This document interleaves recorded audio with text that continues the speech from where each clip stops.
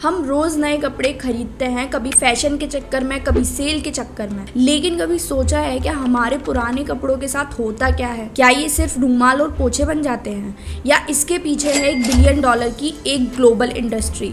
आज हम बात करेंगे ओल्ड क्लॉथ इंडस्ट्री के असली सच की, दिल्ली के सरोजनी और मुंबई के हिल रोड पर मिलने वाले कपड़ों की सच्चाई की, और क्या होता है मरे हुए लोगों के कपड़ों के साथ। So hello everyone, I am Anjali and you are watching seeking fact, जहां हम इस वीडियो में बात करने वाले हैं ओल्ड क्लॉथ इंडस्ट्री की और उसकी छुपी हुई सच्चाइयों की। सबसे पहला सवाल, हमें इतने कपड़े चाहिए ही क्यों? क्योंकि हम सब इन्फ्लुएंस होते हैं आजकल के चलने वाले ट्रेंड से, जिसकी वजह से ग्लोबल फैशन इंडस्ट्री हर साल 100 बिलियन मतलब 10 करोड़ से ज़्यादा गारमेंट प्रोड्यूस करती है ना अचंभे की बात? जिसमें से भी सिर्फ 85% कपड़े भी पूरी तरीके से हम यूज़ नहीं कर पाते, यानी 1-2 बार कपड़े पहनकर हम उन कपड़ों को वापस अलमारी में डाल देते हैं। एक एवरेज अर्बन इंडियन हर साल 12 से 20 कपड़े नए खरीदता है। लेकिन क्या आपको याद है पिछले साल की एंड में आपने कौन से कपड़े डोनेट या डिस्कार्ड किए थे? प्रॉब्लम वहीं से शुरू होती है, ओवर कंजप्शन, मतलब ज़रूरत से ज़्यादा जब हम चीज़ों को खरीदते हैं और उसका हमारे पास कोई यूज़ नहीं होता। तो क्या होता है पुराने कपड़ों का? जब कपड़े पुराने हो जाते हैं, जब किसी काम के नहीं रहते हैं, तो हम ज़्यादातर उनको या तो दान में दे देते हैं, या उन्हें फेंक देते हैं, या फिर उन्हें फ्यूचर के लिए रख देते हैं कि आगे कभी पहन पाएंगे। लेकिन ज़्यादातर उनका कोई यूज़ नहीं हो पाता है। पर क्या आपको पता है कि आपके दान करे कपड़ों का होता क्या है? उसमें से सिर्फ 10 से 20% कपड़े ही लोकल NGOs या शेल्टर्स तक पहुंच पाते हैं। बाकी का क्या? बाकी के कपड़े होते हैं एक्सपोर्ट अफ्रीका, साउथ एशिया और ईस्टर्न यूरोप जैसी कंट्रीज़ में, और यहाँ से शुरू होती है सेकेंड हैंड क्लॉथिंग इंडस्ट्री की शुरुआत। तो क्या होती है global second hand clothing industry? Second hand clothing industry एक 5 बिलियन का मार्केट है। US, UK, जापान जैसी कंट्रीज हर साल लाखों टन्स के कपड़े डोनेट करते हैं, जिसका बड़ा हिस्सा जाता है डेवलपिंग कंट्रीज में, जैसे कि केन्या में हर साल 1,85,000 टन्स के कपड़े आते हैं। वहीं घाना में हर साल 1,60,000 टन्स कपड़े आते हैं, और पाकिस्तान, बांग्लादेश और इंडिया भी इसके मेजर इंपोर्टर्स हैं। ये कपड़े या तो दोबारा बेचे जाते हैं सस्ते दामों पर, या फिर लैंडफिल्स में यूज़ करे जाते हैं, या इन्हें जला दिया जाता है। साउथ अफ्रीका के घाना के एक्रा में एक एरिया है जिसे कांटा मांटो मार्केट बोलते हैं। इस मार्केट को कांटा भी बोला जाता है, जहां रोज़ 15 बिलियन कपड़े अलग किए जाते हैं, लेकिन उसमें से सिर्फ 40% कपड़े ही बेचे जाते हैं। आइए जानते हैं कि ये कांटा मांटो मार्केट क्या है।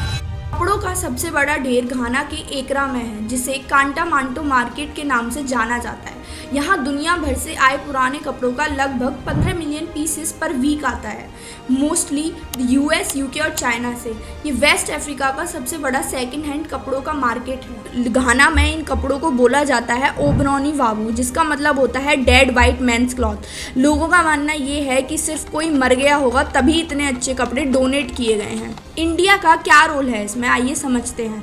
तो इंडिया का यहाँ पे डबल रोल है। इंडिया इंपोर्टर भी है पुराने कपड़ों का, और उसके साथ साथ रिसाइकलर और रीसेलर भी है। इंडिया में मेजर एंट्री पॉइंट है कैंडला पोर्ट, जो कि गुजरात में है। यहाँ से हर साल 1.5 लाख टन सेकेंड हैंड कपड़े आते हैं। क्या आपको पता है पानीपत को कहा जाता है वर्ल्ड की रिसाइकलिंग कैपिटल?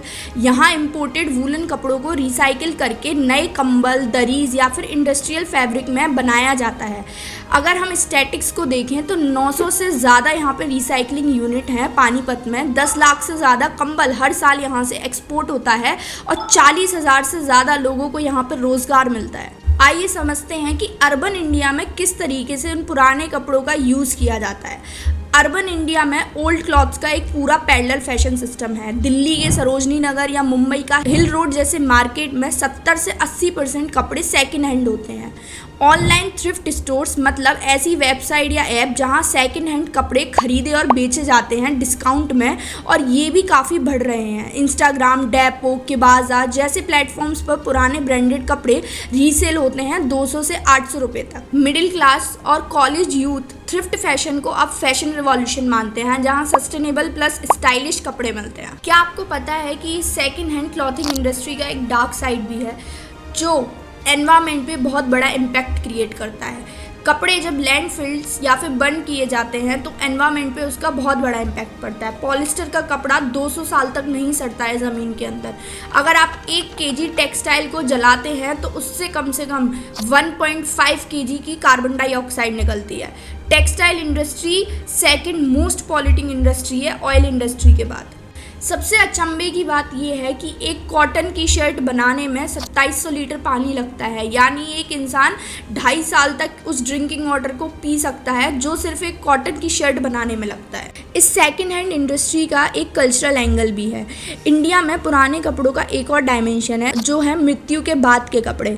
हिंदुइज्म में 13 दिन बाद कपड़े जलाए या दान किए जाते हैं। इस्लाम में कफन होता है और बाकी के कपड़े फैमिली संभालती है या बांट देती है। इन कपड़ों का भी एक बार रीसेल या रिसाइकिल होता है। एथिकल रिसाइकलिंग एक इम्पॉर्टेंट टॉपिक बन रहा है। मतलब सरोजनी या हिल रोड के कपड़े किसी मरे हुए आदमी के भी हो सकते हैं। और सबसे ज़्यादा हंसी की बात यह है कि जहाँ इंडिया में कास्ट के बेसिस पे या फिर धर्म के बेसिस पे इतना भेदभाव होता है, वहाँ लोगों को यही नहीं पता कि वो कपड़े किस जात के और किस धर्म के लोग के पहन रहे हैं, जिंदा इंसान के पहन रहे हैं या मरे हुए इंसान के पहन रहे हैं। अब बात ये है कि यहाँ सॉल्यूशन क्या है, क्योंकि ऑयल इंडस्ट्री के बाद सेकंड हैंड क्लॉथिंग इंडस्ट्री एक सबसे बड़ी पॉल्यूटिंग इंडस्ट्री है, तो इसका सॉल्यूशन होना भी बहुत ज़रूरी है।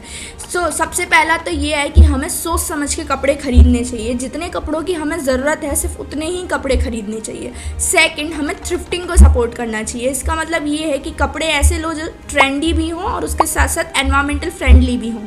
अपसाइक्लिंग को सपोर्ट करना चाहिए। इसका मतलब होता है कि पुराने कपड़ों को या तो बैग में, बेडशीट में, पैरदान में चेंज कर लेना चाहिए और उसका यूज़ करना चाहिए। इसके अलावा कपड़ों को डोनेट भी बहुत वाइजली करना चाहिए। एनजीओज़ जैसे कि गूंज या उदय फाउंडेशंस में हमें इनका डोनेशन करना चाहिए। और इंडिया को सपोर्ट करना चाहिए रिसाइकलर्स के लिए, जैसे कि पानीपत और त्रिपुरा जैसी जगह के काम को हमें प्रमोट करना चाहिए। कुछ ब्रांड जैसे कि लिवाइस, H&M, ज़ारा अब बाईबैक स्कीम चालू कर रहे हैं। स्टार्टअप जैसे कि 12 डॉट स्टोर और गुलमहर इंडिया में कपड़ों को दोबारा जीवन दे रहे हैं। तो बात साफ है, कपड़े सिर्फ फैशन नहीं है, एक जरिया है कल्चर का। ये एक रिस्पॉन्सिबिलिटी है जिससे हम अपने एनवायरनमेंट को बैलेंस कर सकते हैं। अगली बार जब आप अपनी अलमारी क्लीन करो तो ये सोचना कि आपके कपड़े का अगला सफ़र क्या हो सकता है। लाइक करो, शेयर करो और कमेंट में बताओ तुम्हारे पुराने कपड़ों के साथ क्या होता है। If you find this video informative, then please do like, share and subscribe to our channel Seeking Facts.